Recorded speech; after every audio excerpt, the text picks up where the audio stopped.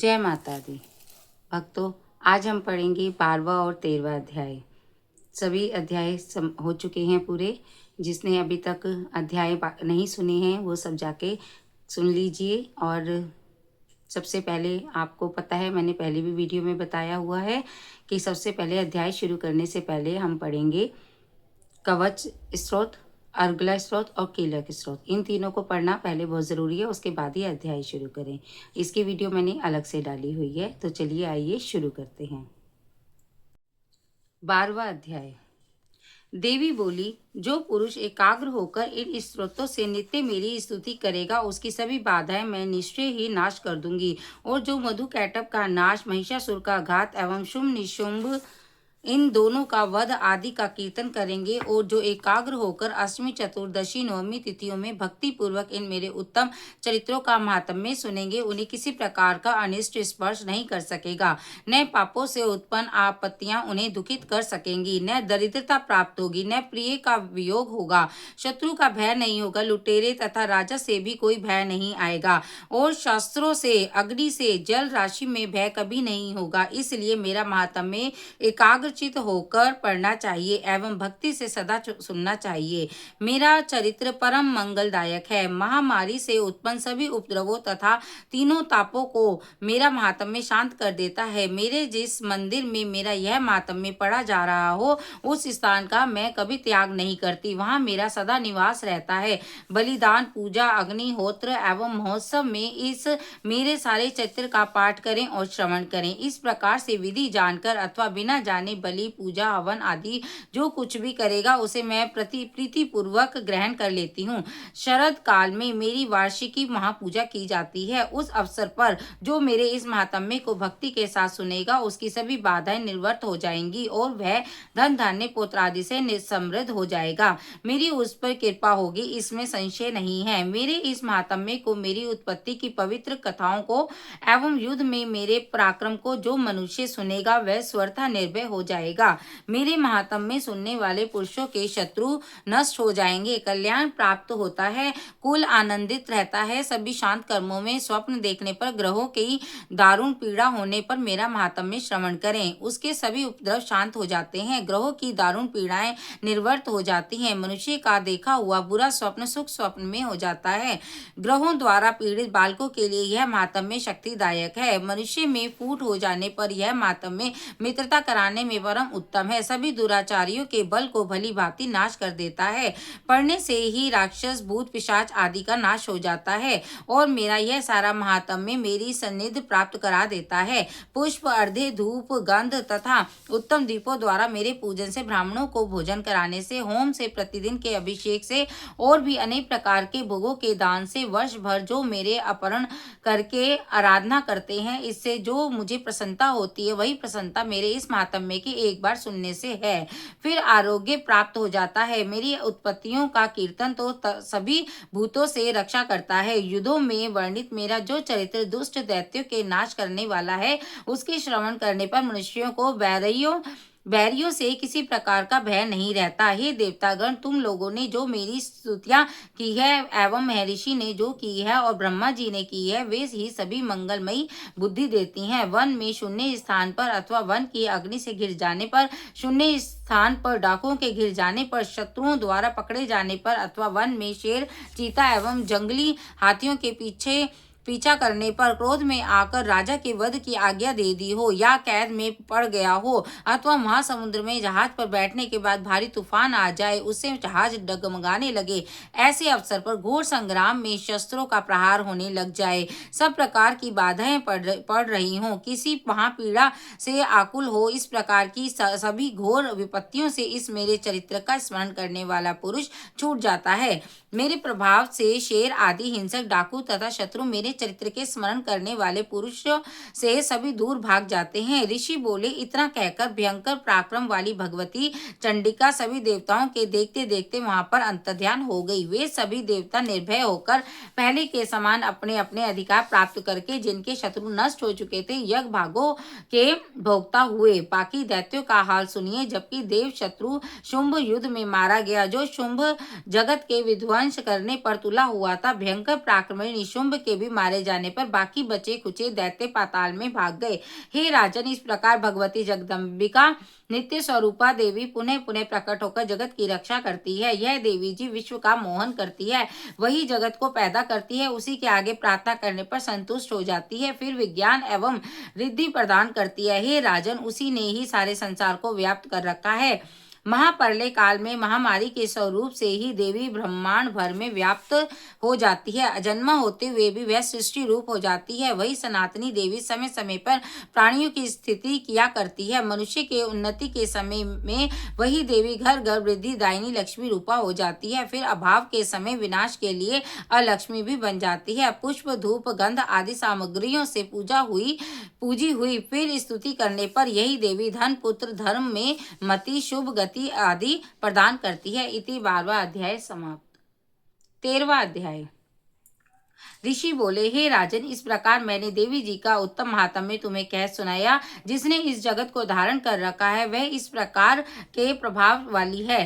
वह देवी विद्या उत्पन्न करती है, उसी भगवान विष्णु की माया ने ही हे राजन तुमको इस वैश्य को तथा और भी विवेकवान जनों को मोहित कर दिया है। यह पहले भी मोहित थे, फिर आगे भी मोहित होंगे। इसलिए हे महाराज, तुम उसी परमेश्वरी की शरण में जाओ, क्योंकि वही देवी इस प्रकार आधारित होकर मनुष्य को भोग स्वर्ग एवं मोक्ष प्रदान करती है।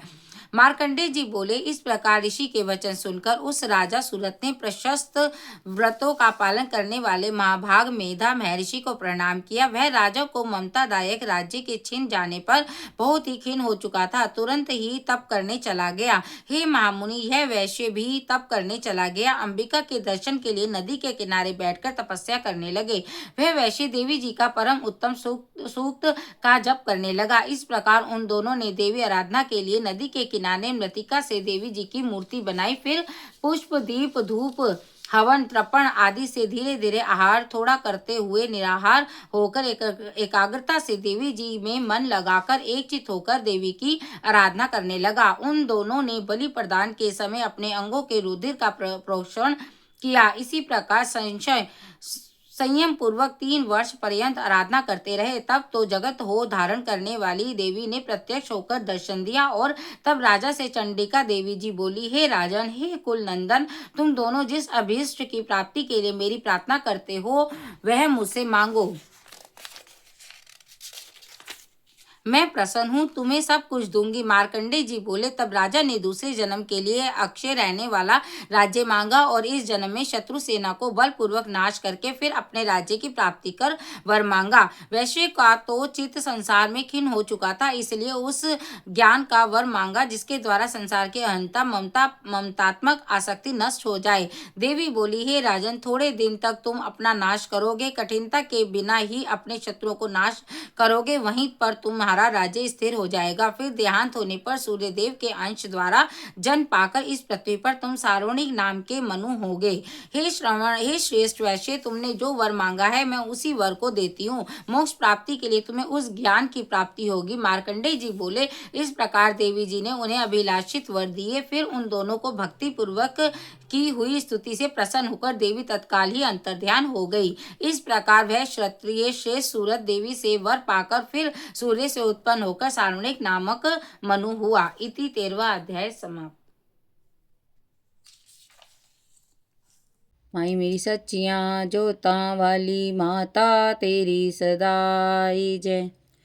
जय अम्बे गौरी मैया, जय श्यामा गौरी, तुमको निश दिन जावत, मैया जी को निश दिन जावत, हरि ब्रह्मा शिवरी, ओम जय अम्बे गौरी।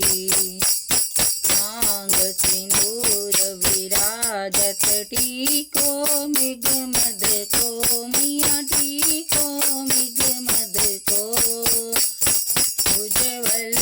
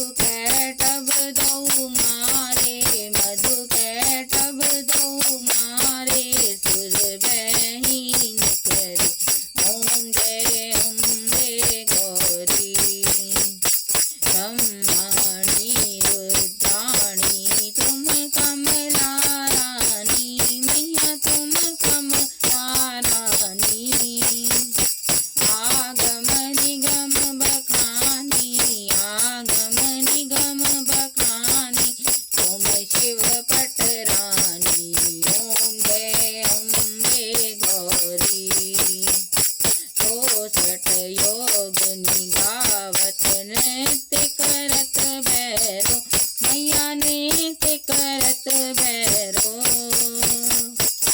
बाजत ताल मृदंगा बाजत ताल मृदंगा और बाजत डमरू ओम जय अम्बे गौरी तुम ही जग की माता तुम ही हो भरता मैया तुम ही हो भरता भगतन की सुख हरता भगतन की दुख हरता सुख संपत्ति करता ओम जय अम्बे गौरी पूजाचार अति शोभित वर मुद्राधारी मैया वर मुद्राधारी मन वांछित फल पावत मन वांछित फल पावत तीरथ नर नारी तेरी आरती मांग नहीं मांगते संसार विराजत अगर कपूर भात मैया अगर कपूर भात तेरी माल पे विराजत तेरी माल पे विराजत कोटि रतन उतारे तेरी आरती माँ बेटे का है जग में बड़ा है निर्मल नाता मैया बड़ा है जो कोई नहीं माता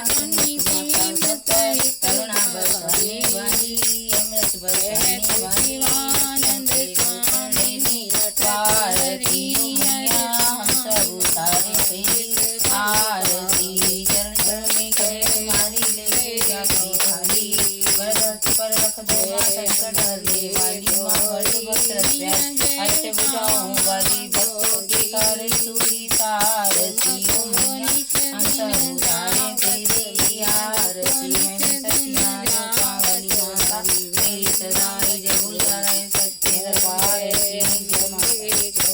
तारा शेरा वाली दा मेरी सच्चियां जो माता तेरी सदाई जय।